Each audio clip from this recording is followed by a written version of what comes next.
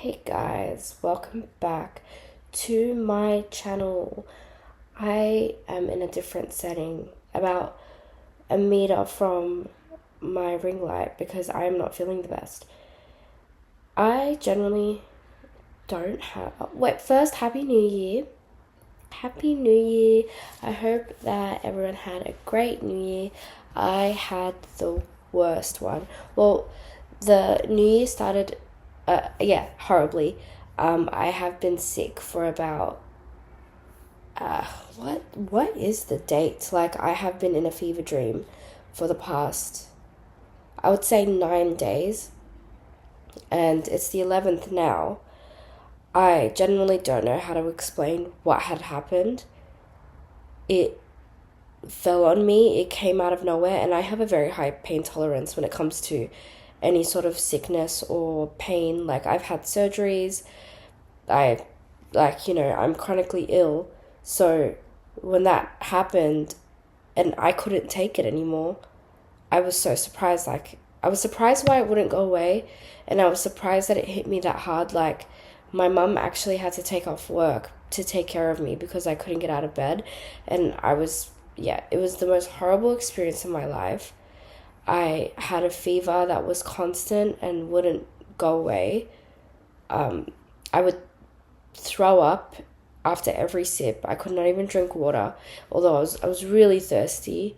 I was kind of like looking at the messages that I sent my friend. Like, yeah, I just started walking around basically yesterday. I don't know what has happened the past couple days. I have not been conscious, I have not been present, I have not gotten anything done. I do have some New Year's resolutions that I definitely want to achieve, and I've created some systems to help me achieve that. So one of them is to read about 26 books, because I was kind of giving myself, I read a lot, but I would say that I read about, honestly, 5 books a year. It is because I study as well, so I don't really have the time to read for pleasure. So I have realized over my university break that I can actually read really fast. So my New Year's resolution is to read 26 books, so one book over 2 weeks. There are also some other things on there, but I don't really want to get into them now. But that is where I'm at. I've had a horrible, horrible past few days, but I just wanted to check in because this is my safe place. This is, like, I can, like, send videos just blabbing to friends or family, or like just even blab in person, but I just like it here. And I really like the webcam look. Like, I think I'll, like, maybe keep doing this, maybe not in bed, but I do like the webcam look. And I have seen, like, other YouTubers, because I'm a YouTuber. It's just so weird to say because, like, last year my resolution was to start a YouTube channel and get online. So I've seen other YouTubers use, like, the webcam, and I just think it's really cute. It's very old school. Like, especially if you put, like, dim light, it's kind of, like, comforting. Maybe some candles.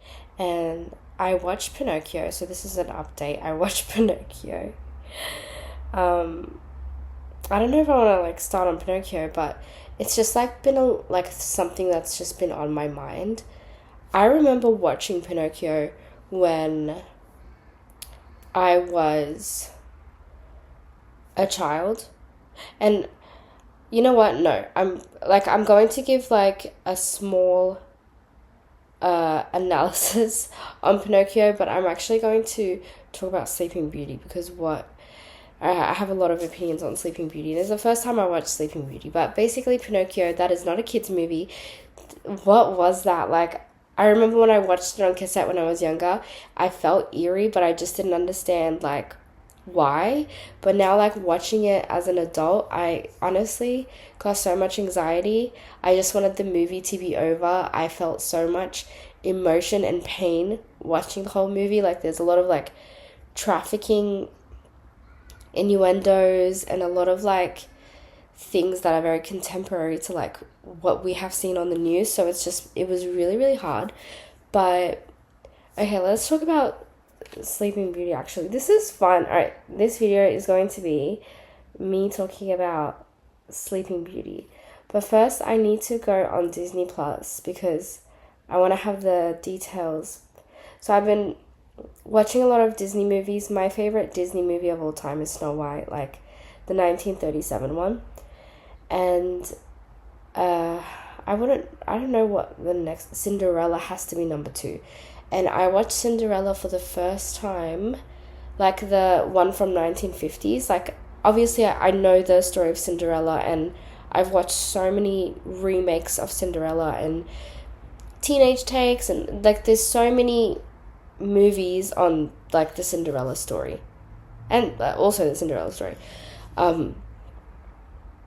Yeah, so I've watched the live actions before, but I haven't watched the 1950s one, and it was so beautiful. Like as a 26-year-old watching it, it made me feel so girly and just so comforting. And Cinderella herself is a very mature young woman, so it was very easy to connect with her as a princess. Like, for example, I find it easier to connect with Cinderella because like she's got a obviously she has like realistic problems. She has to clean, she's dealing with loneliness, but she's also very beautiful. She's very kind, like, and I love seeing that in princesses. Like, that's why I love Snow White so much, because she is like, yeah, she's playful also, but Snow White is so like nurturing, and she's so kind, and anyone that she kind of comes across, whether they're animals or the dwarves, like she gives so much. Like, she just has so much love in her, and you can see the kindness like radiate throughout. And I love Snow White so much for that. And even like an example is Grumpy. When Grumpy was he really wasn't accepting of Snow White, she was still very loving and nurturing to him and wanted to give him a kiss, and she even prayed that Grumpy will like her, and she was baking him a pie while he was at work. So it's just like things like that that kind of like show like her character, and how like the huntsman didn't want to get rid of her because like she's the princess, she's a little princess, and he was telling her like, I can't do this, like because she's so pure, like that's the kind of emotion I got from the huntsman. Anyways, I watched Snow White millions of times, like ever since I was a child, but you can tell, you can see Snow White's personality just shine through as a princess. Like, favorite princess. Back to Cinderella. I have got a similar sense with Cinderella. I think maybe if I watched Cinderella when I was little, like the 1950s version, if I watched it when I was younger, I'll definitely probably put Cinderella in the same like standard as I see Snow White. But I definitely see why so many people are in love with Cinderella. Also, her dress was amazing. You can see Cinderella's nurture and kindness as well by the way that like she kissed the prince's father's like head, or like, you know, you can just see through her actions, and also her sticking up for herself. She's very hardworking. She's got a very like strong work ethic. And a lot of people have like this misconception that she just wanted to marry the prince, and maybe she did, maybe she didn't, but like she just wanted to go to the ball for sure. Now, Sleeping Beauty, I was honestly really disappointed because I have like, obviously you talk to your friends about who's your favorite princess, and I think I hear people saying like Sleeping Beauty. It could be because they grew up with it. I think nostalgia and comfort allows you to have like, you know, interests and a favorite princess and whatnot. But I found Sleeping Beauty to be really dull. Like she was gorgeous, like very, very pretty. I wouldn't say that she was as beautiful as Snow White and Cinderella because I didn't really see much of her personality besides like the very I wouldn't say generic but very shallow things. Like when she was born, the fairies, like the fairy godmothers, they gave her beauty and they gave her a beautiful voice. So typical princess, she's very, very beautiful and she has a beautiful voice. I I think her voice was very mature, so I did kind of see like through her posture and the way that she moves and interacts like she's an adult. Didn't really give me 16-year-old, which is different, but I wish I saw more of her personality. I think like the whole movie she sang and showed off her beauty, but it was just kind of like the storyline between the prince and Maleficent and Maleficent's involvement and everything, and the three fairies. Like it was kind of like their storyline, so I wouldn't really like count her as like this. Like she's the main character, but she didn't really contribute much besides just sitting there and being beautiful. Like I didn't see, like for example, she would sing with the animals, and the animals loved hearing her sing, and I could see that, but I didn't really see her kindness or interactions with the animals. I saw her like say playful jokes or something, and then yeah, she met the prince, and then she went back home to tell her aunts, the fairies, and then she started crying, and then that's all I really saw from her. I didn't really see like like a princess from her. I just saw like a very beautiful.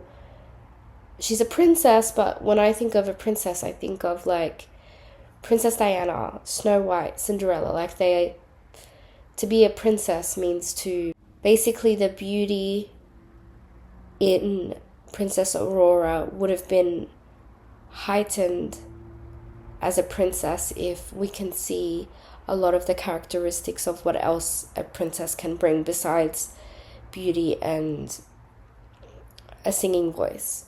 Like her personality, I didn't really see it. Like I would have loved to see more kindness. I would have loved to see more interest, more passion. Like even The Little Mermaid, even though I'm so annoyed at The Little Mermaid. I watched 10 minutes of it today and I just couldn't, because I just couldn't understand how a woman can give up her voice to be with a man. I just found that really sad. And I know that it was probably not in the movie, but I know in the book that every step she takes with her new legs, it feels like she's stepping on knives. I think my teacher read that to me in school. So just knowing that just rubs me the wrong way of like, why would you live a life full of so much pain?